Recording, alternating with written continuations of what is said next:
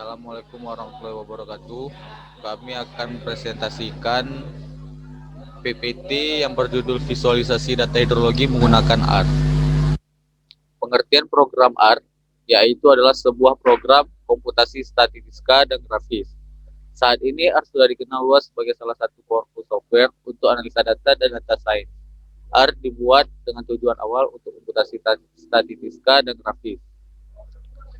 Kelebihan program R ini yaitu portability-nya, penggunaan software dapat digunakan kapanpun tanpa terikat oleh masa berakhirnya lisensi.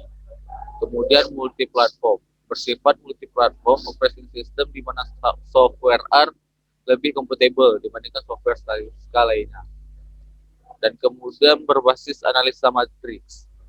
Bahasa R sangat baik digunakan untuk programming dengan bahasa matriks.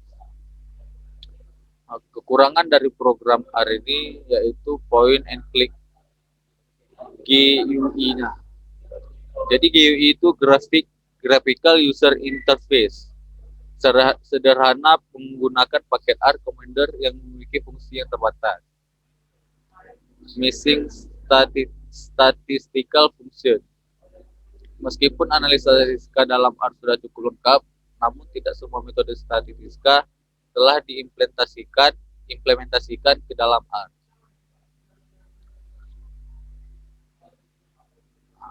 Yang slide selanjutnya akan dijelaskan oleh rekan saya, Rehan. Pada Rehan, persilakan.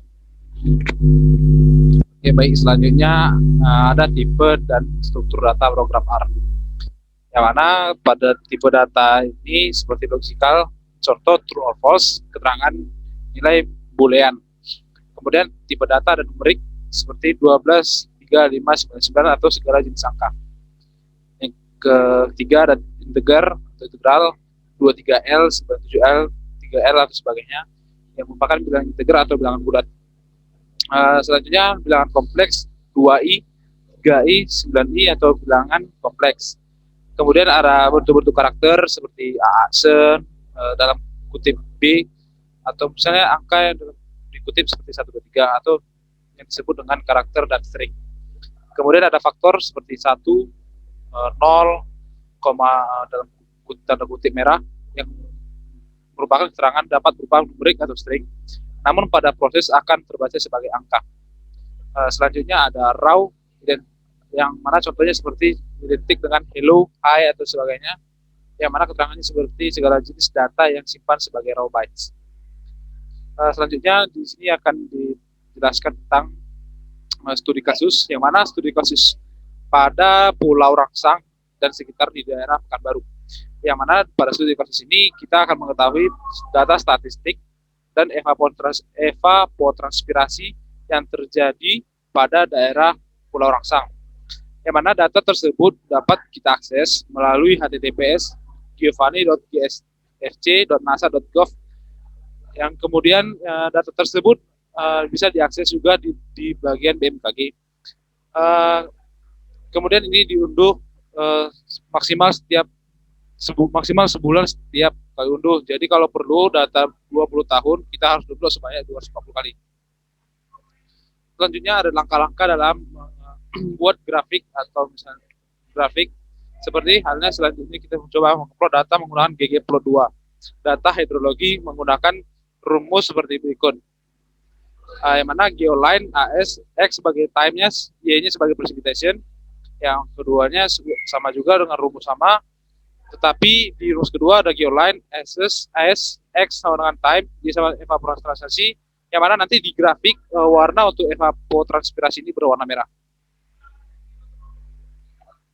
Berikut seperti ini hasilnya, yang mana yang garis seperti hitam itu menunjukkan garis dari precipitation, dan yang merah itu sebagai evapotranspirasi.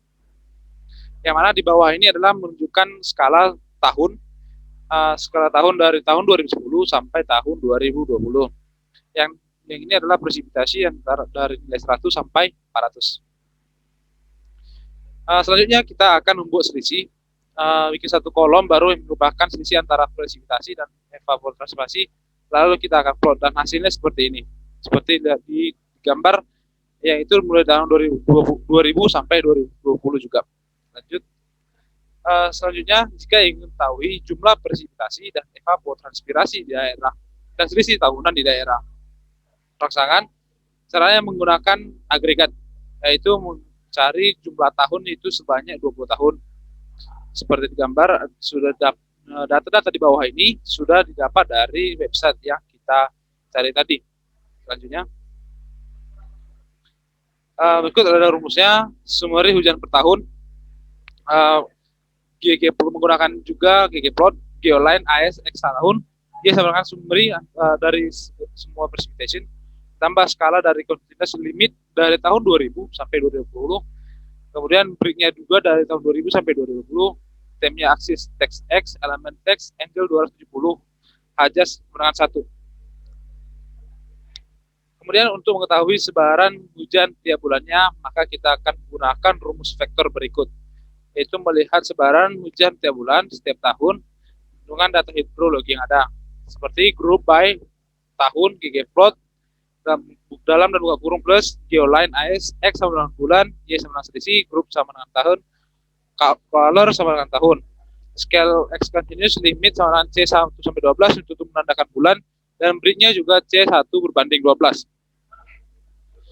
Berikut adalah hasil atau output yang dihasilkan dari sebaran data hujan yang ada di daerah Pulau Rangsangan, yang mana dari bulan 1 sampai bulan 12 dan dari tahun 2000 hingga 2020, yang mana dari 2015 sampai dari 2000 sampai 2015, yang mana semakin biru muda maka itu adalah semakin tahun 2015. Seperti contoh pada bulan 9 tahun 2000 itu memiliki tingkat curah hujan yang tinggi, yang mana 300 mm per tahun. Kemudian yang paling rendah itu sekitar 0 di bawah sampai minus 100 yang terjadi pada tahun 2010 hingga 2015 di bulan kedua. Sekian untuk presentasi kami. Jika ada lebih dan kurangnya kami mohon minta maaf. Sekian. Assalamualaikum warahmatullahi wabarakatuh. Waalaikumsalam warahmatullahi wabarakatuh. Sekian presentasi dari kami. Mohon maaf apabila ada kekurangan. Mungkin agak ribut sedikit karena kami buatnya di warkop. Sekian. Assalamualaikum warahmatullahi wabarakatuh.